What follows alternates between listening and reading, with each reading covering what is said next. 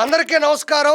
నేను మీ కిరాక్ కార్పేని. ఈ రోజు రోజా ఒక ప్రెస్ మీట్ పెట్టింది. ఆవిడ ఏం మాట్లాడిందో ఒకసారి విందాం. నా ఓజీకి 1000 రూపాయలు పెంచితే చాలు, టికెట్ మీరు ఎక్కడ చచ్చినా నాకు అనవసరం అని చెప్పి ఈరోజు పవన్ కళ్యాణ్ గారు ఏ విధంగా ప్రమోషన్స్ లో బిజీగా ఉన్నారో మీరు చూశారు.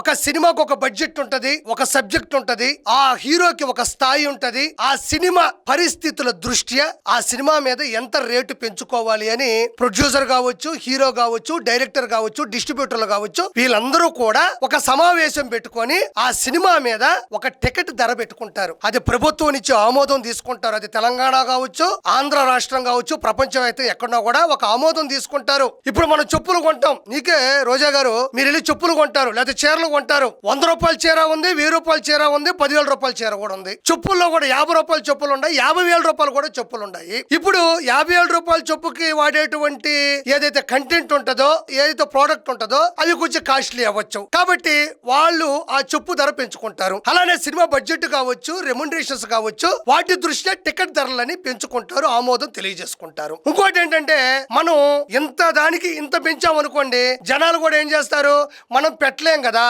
అని చెప్పి ఆగిపోతారు. ఏ ప్రొడ్యూసర్ అయినా, ఏ డైరెక్టర్ అయినా వాళ్ళ సినిమా తాలూకు డబ్బులు పెంచేటప్పుడు ఆ సినిమాల విషయం ఉండి జనాలు కూడా ఇంతకు ముందు ఆ సినిమా తాలూకు హిట్ను చూసి అన్ని దృష్ట్యా పెట్టుకుని ఆ సినిమాకి వచ్చి చూసి దాన్ని విజయవంతం చేస్తారు. సినిమా బాగుంటే చూస్తారు. అప్పుడు కూడా మనం ఏం చేయలేం. పవన్ కళ్యాణ్ గారికి ఉన్నటువంటి స్థాయి, పవన్ కళ్యాణ్ గారికి ఉన్నటువంటి ఫ్యాన్ ఫాలోయింగ్, ఆ సినిమా సబ్జెక్టు, బడ్జెట్, వీటన్నిటిని దృష్టిలో పెట్టుకుని ఆ సినిమాకి ఒక అమౌంట్ ని టికెట్ మీద పెట్టుకున్నారు. దాంట్లో నీకు పోయింది ఏంది? వాళ్ళు ఏమన్నా ఫోర్స్ చేస్తున్నారా సినిమా చూడమని? లేదు కదా. ఆ సినిమా ధర ఇంత అని చెప్పారు. మన ఇష్టం ఉంటే పోతాం, లేకపోతే పోము. ఈ రోజు వాళ్ళు నిర్ణయించుకున్నటువంటి టికెట్ ధరని జనాలకు వదిలినా కూడా ఎందుకు ఓజీ సినిమా కోసం జనాలు బారులు తేలుతున్నారు? బుక్ మై షో ఓపెన్ చేస్తే ఒక్క టికెట్ కూడా ఎందుకు దొరకట్లేదని నేను నిన్ను సూటిగా ప్రశ్నిస్తుండా. పవన్ కళ్యాణ్ గారు అన్నారా, మీరు ఆడైనా చావండి, నా ఓజీ సినిమాకి 1000 రూపాయలు పెంచండి అనే. గతంలో పవన్ కళ్యాణ్ గారు తన సినిమాల ద్వారా వచ్చిన డబ్బులు అంతటినీ కూడా పేద ప్రజలకి ఎన్ని రకాలుగా, ఎన్ని విధాలుగా ఆయన ఖర్చు పెట్టాడు అన్నది మన పొంకాలుగా యూట్యూబ్ లో చూస్తే ప్రజలు మాట్లాడుకుంటూ ఉంటారు. ఆయన నాకు 1000 రూపాయలు పెంచి మీరు ఎక్కడైనా చావండి అంటారా? అలా అనేది ఎవరు? జగన్మోహన్ రెడ్డి. ఎందుకంటే సొంత బాబాయినే పైకి లేపినోడు. సామాన్య ప్రజల మీద గౌరవం ఉంటుందా? కాబట్టి పవన్ కళ్యాణ్ గారు అలాంటి మాటలు మాట్లాడరని మరో సందర్భంలో నేను తెలియజేసుకుంటున్నా. ఆ తర్వాత ఈవిడేమంటుందో ఒకసారి వినండి ప్రజలారా. ఒక రైతు సూసైడ్ చేసుకుంటుంటే, ఒక రైతు ఈరోజు తనకు మద్దతు ధర రాలేదు అని ఏడుస్తుంటే, వాడి మద్దతు ధర కోసం పోరాడాల్సిన ఇదిగోండి, రైతు సూసైడ్ చేసుకుంటుంటే ఆ రైతు ఈవిడొక్కడికే కనబడతాడు. కల్లో టవలేసుకొని, ఒరి పట్టుకొని, చేతిలో కొడవలు పట్టుకొని, మాగాల్లో ఆర్కే రోజా కలలో మాత్రమే వచ్చేస్తాడు. దుండు దుప్పట్టి సాపేసుకుని పడుకుంటది. ఆ తాటికాయ అంత తలకాయలోకి రైతు వచ్చేస్తాడు. రైతులు వస్తారు, పత్తి రైతులు వస్తారు, ధాన్య రైతులు వస్తారు, మిరప రైతులు వస్తారు, మామిడికాయ రైతులు వచ్చేస్తారు. వచ్చి ఈవిడ కల్లో మాత్రమే కనబడతారు సార్. ఆ కంటెంట్, ఆ కలర్ కంటెంట్ అంతా ఈవిడ కల్లో మాత్రం వచ్చి రైతు నా వల్ల కావడం లేదు, టీడీపీ కూటమి నన్ను మోసం చేసింది, నేను చచ్చిపోతున్నాను అని ఈవిడి కల్లో ఈవిడికి మాత్రమే కనబడతాడు. మరి ఆ రైతులేంటో ఇన్ని కోట్ల మంది జనాలు ఆంధ్ర రాష్ట్రంలో ఉంటే ప్రపంచవ్యాప్తంగా ఎవరికి కనబడరు. ఎవరా రైతు? ఏ ఊరి రైతు? ఏ పంటలో నాశనం అయిపోయాడు? ఎక్కడ చనిపోయాడు? అతని పేరేంటి? అది చెప్పే దమ్ము ధైర్యం నీకు ఉండదు.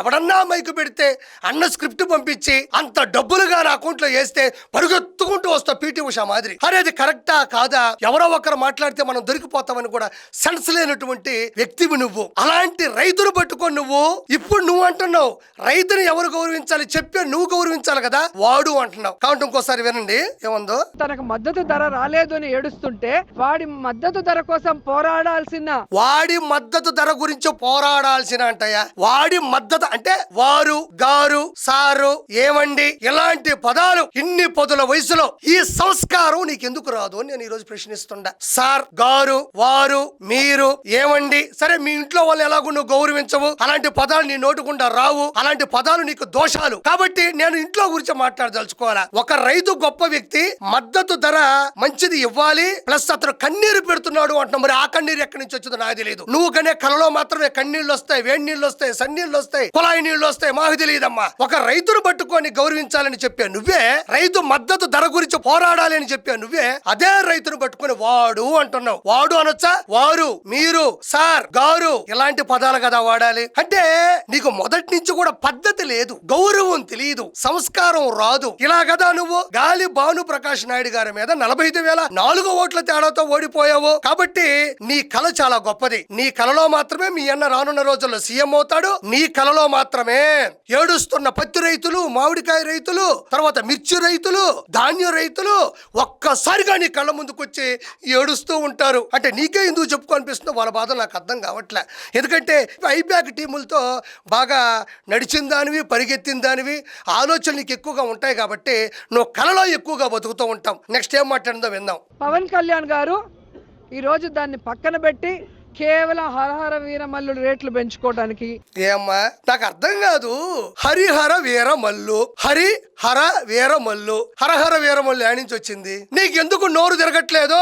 అంటే నీకు నోరు తిరగదు, నువ్వు నగిరిలో తిరగవు. నీ గురించి ఎంత మాట్లాడినే తప్పు అనిపిస్తుందో, తక్కువ అనిపిస్తుందో నాకు అనిపించట్లే. ఒకసారి వినండి. కేవలం హరహర వీరమల్లుడు రేట్లు, ఇదిగో మళ్ళీ చూడండి. కేవలం హరహర వీరమల్లుడు రేట్లు పెంచుకోవడానికి ఏం ఉండదు. మనకి ఎంతసేపు కోట్ల రూపాయలు లూటీ చేయాలి. అన్నదమ్ముల సాక్షిగా 3,000 కోట్ల రూపాయలు సంపాదించావు.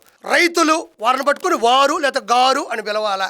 అక్కడేమో వాడు అన్నావు, ఇక్కడేమో అంత సినిమా పేరు కూడా మాట్లాడే హరిహర అంటే దేవుడి పేరు చెప్పాలంటే వచ్చాను. ఒక పేరు చెప్పలేవు, ఒకరిని గౌరవించలేవు. నువ్వు ఎలా 2 సార్లు ఎమ్మెల్యే అని తలకాయ గోడకేసుకుని బదులు కొట్టుకోవాలనిపిస్తుంది నాకు. ఇంకా వినండి అయ్యా. ఓజీ రేట్లు పెంచుకోవడానికి, ఈరోజు షూటింగ్లు చేసుకోవడానికి ఏ విధంగా ప్రజా ధనాన్ని దుర్వినియోగం చేస్తూ, ప్రజలు ఇచ్చిన ఆ ప్రోటోకాల్ని దుర్వినియోగం చేస్తూ ఈరోజు ప్రజలు ఇచ్చిన ప్రోటోకాల్ అంటే అధికార దుర్వినియోగం చేస్తూ అంటున్నావు. అధికార దుర్వినియోగం చేసింది ఎవరు? మన జగనన్నే కదా. అధికారుల్ని అడ్డం పెట్టుకొని అధికార దుర్వినియోగం చేసింది ఎవరు? మనన్నే కదా. ఎక్కడో ముంబైలో ఉండేటువంటి నటి కాదంబరి జత్వలానిని ఏ పర్మిషన్ లేకుండా 3 IPSల్ని పంపించి అమ్మాయిని తీసుకొని వచ్చి ఇక్కడ చిత్రహింసలు పెట్టిన దాన్ని ఏమంటారు?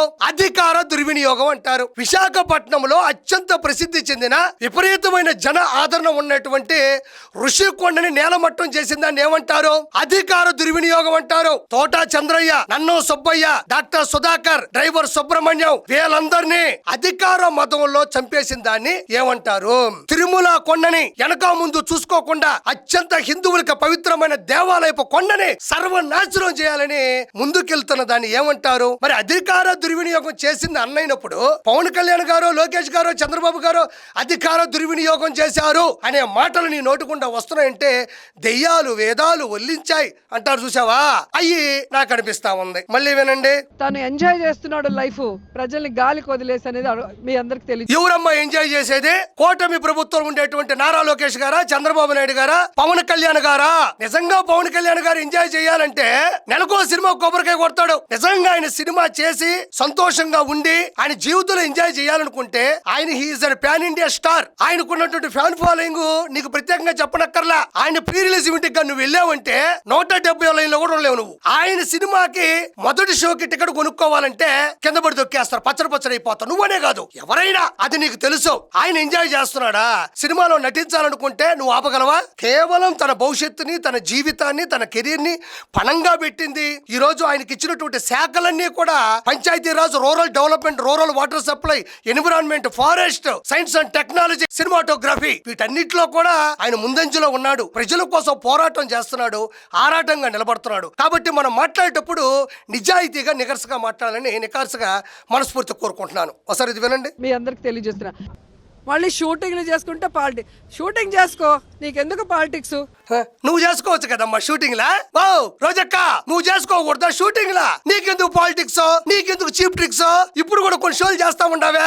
నీ డ్రామాలు జూనియర్స్ ముందు, పొలిటికల్ సీనియర్స్ ముందు కాదు. నువ్వు చేసుకోకూడదా షూటింగ్ లా? ఎందుకంటే నీకు ఎవరు షూటింగ్లు ఎవరు, నిన్ను ఎవరో కూడా దగ్గరకు రానియరు. నువ్వు చెప్తున్నావే నీకెందుకు, నువ్వు షూటింగ్లు చేసుకోవచ్చు అంటే ఆయన షూటింగ్లు పంపించేసి మిగతా వాళ్ళని పాలిటిక్స్ లో రప్పించేస్తా. నువ్వా ఏ కష్టపడుతున్నాడు, ప్రజల కోసం ఎంతో సేవ చేస్తున్నాడు, ఆయన ఉంటే నీకేంటి ఇబ్బంది? ఏం మాట నాకు అర్థం కాలేదా? పాలిటిక్స్ లో ప్రజల జీవితాలతో చల్లగాటం ఆడితే ప్రజలు బుద్ధి చెప్తారు. బుద్ధి చెప్పడం అంటే 151లోంచి నిలవన 5 తీశారు చూడు, అది బుద్ధి చెప్పడం. ప్రజలు 151 సీట్లు ఇచ్చారు 2019లో, మధ్యలో 5 లేపితే 11 వచ్చాయి, అది బుద్ధి చెప్పడం అంటే. అది తెలుసుకొని ఇప్పటికైనా మేనిఫెస్టో మీరు చెప్పింది మీరు సంతకం చేశారు. ఇదే ఫారిన్ కంట్రీస్ లో గనక చంద్రబాబు నాయుడు పవన్ కళ్యాణ్ సంతకం చేసినట్టు సంతకం చేసి బాండ్స్ కానీ మేనిఫెస్టోలు కానీ ఇచ్చి ఆ తర్వాత చేయకపోతే అరెస్ట్ చేసి లోపల పెడతారు. ఇక్కడ ఆర్కే రోజా చెప్తుందయ్యా, ఇక్కడ చంద్రబాబు నాయుడు గారు, నారా లోకేష్ గారు, పవన్ కళ్యాణ్ గారు ఇక్కడ చేసినట్టుగా ఫారిన్ లో చేస్తే నిలవన తీసుకెళ్లి అరెస్ట్ చేస్తారంట. మరి ఇదే ఆర్కే రోజా గతంలో అన్నదమ్ముల సాక్షిగా 3,000 కోట్ల రూపాయలు సంపాదించింది. దానికి ఏం లెక్క పక్కాలే అంటే వీళ్ళని అరెస్ట్ చేస్తారు, నేను మాత్రం ఫారిన్ లో హారతిస్తారు. రోజమ్మ రావమ్మ నా చిన్ని తల్లే 3,000 కోట్లు ఎత్తేసిందవ్వా అని నీకు హారతిస్తారు. నీకు ఏపీ చైర్మన్ ఇచ్చారు, Andhra Pradesh industrial infrastructure corporation chairman ఇస్తే నువ్వు ఆ ఇండస్ట్రియల్ లో ఎన్ని కోట్ల రూపాయల కమిషన్ తీసుకున్నావో అందరికీ తెలుసు. ఇది తెలిస్తే ఫారిన్ లో నీకు హారతిస్తారు. టూరిజం మినిస్టర్ గా పనిచేసావు, పర్యాటక శాఖ మంత్రిగా. ఆ పేరు చెప్పుకొని తిరుమలకు సంబంధించిన టికెట్లు ఎన్ని అమ్ముకున్నావు? ఆ టూరిజం పేరుతో నువ్వు ఎన్ని దేశాలు తిరిగావు? అదే టూరిజం పేరుతో ఋషికొండ మీద మీ అన్నకి ఎన్ని సంతకాలు పెట్టి ఎవరికీ కనబడకుండా ప్రెస్ మీట్ పెట్టి వచ్చావు?